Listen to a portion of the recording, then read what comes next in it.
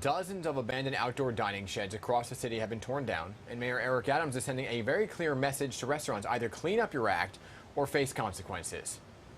We are strongly in support of the outdoor dining program. We want to be clear. The visualization of taking down this shed is not removing the program. It is a symbol that we must get it right. We're saying no to rats, no to loitering, no to illegal activities, making sure the enforcement is in place, that is done right. Now, the city is working on a plan to make the streeteries permanent while addressing safety concerns. Andrew Rigie, the executive director of New York City's Hospitality Alliance, joins us this morning to weigh in on this issue. Good morning, Andrew. Thanks for being with us. Thanks for having me. So how critical do you feel it is to keep this program going? With outdoor dining here to stay, how many jobs do you think it actually will save? I mean, outdoor dining has been essential. It's saved thousands and thousands of restaurants. It's credited with hiring back about 100,000 people to the city's restaurants.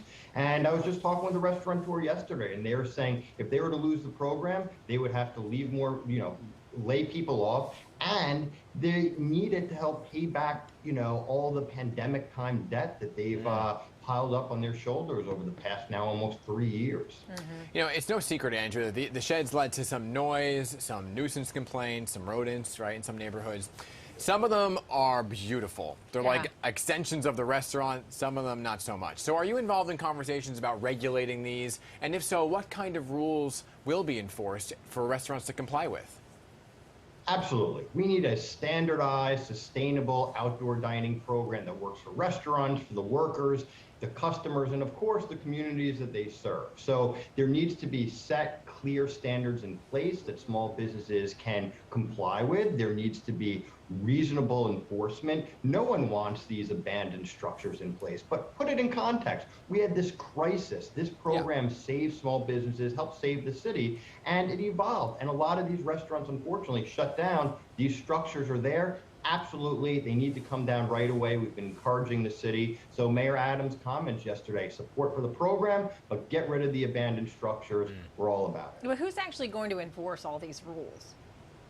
Well, so prior to the Open Restaurants Pandemic Program, the city's consumer affairs enforced very successfully. A lot of people would say there was sometimes even over-aggressive enforcement of a lot of the rules. So we need to find a balance. There is discussion about the city's Department of Transportation or having, a focused agency to make sure that places are complying.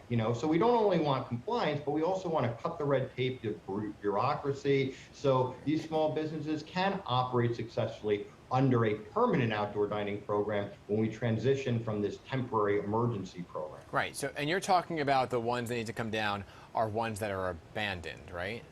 So the ones that are abandoned, ones that just aren't in compliance, some that have spray paint or that are dilapidated. Right. So it totally undermines the integrity of a great program if we have these structures out there that really aren't up to code and aren't up to the expectations that I get it. Need. So what's the timeline then, right? Because to Hazel's point, if you don't know who's actually going to enforce it yet, what's the timeline for those ones that are precarious to come down and for a more permanent structure to go up? Well, so for right now, I believe the city is using multiple agencies to go out and coordinate and take down these structures. Under the permanent program, there's some discussions about how the city will enforce it. I have no doubt that they will. There's just legislative discussions happening at the moment. Unfortunately, as I think was expressed yesterday, that one or two of these lawsuits over the program have actually delayed the process to developing these new standardized, sustainable, permanent guidelines. So we want to move along as soon as possible, find out who's enforcing it, what you can do, what you can't do, and start that transition. I mean, clearly, though, that there's still going to be a lot of folks fighting this, especially folks that their whole neighborhood has been taken over by these sheds. Well, I want to say sheds because not all of them are. Breederies, outdoor dining cabanas. Yeah, I mean, so what are you going to say to them? I mean, because if there's so much uncertainty at this point, they're not going to give up on making sure that those dining sheds are gone. right? Well, I think there's a lot of, discussions that have been happening about design standards. Having something fully enclosed on the street is not really outdoor dining. How you use different materials when it comes to vermin. But this is also a bigger question. People talk about garbage. It's not outdoor dining that's creating all of this garbage. The city is and continues and should start containerizing trash. Right now, if you're a business or a building, you just put your trash out on the sidewalk. That's not good for anyone, and it's actually not good for restaurants. So Yes. I think between new policies and also new design standards, so you can address cleanliness, you can address the aesthetics, you can address the size, where they're located, when they're located.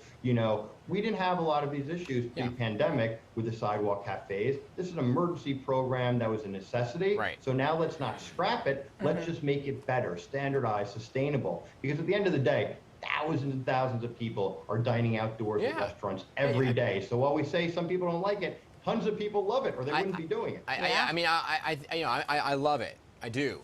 But I think there is something to be said. It's not just the trash pile, right? There's the fact that some of them are so far in a row that you can't get the street cleaning in, and that's where some of the dirt and kind of debris kind of gets washed up against them. Absolutely. Yeah. And that's the standards. There's about what are the requirements of the restaurants to clean the streets? What is the distance between the different structures? Are some restaurants just going to have sidewalk dining, not the roadway dining, because maybe as we emerge from COVID, there won't be as much of a demand? But let's also remember, we are not out of the COVID situation. There are still a lot of people that for one reason or another, underlying conditions, are not comfortable dining indoors. And as we've seen, we thought we were, out of the, pandemic, and then boom, there was another surge. So, I think we still need to keep this in context of how this evolved. There's a way to standardize it, make it better, make it more beloved, address legitimate concerns. And I think everyone agrees with that, but, you don't just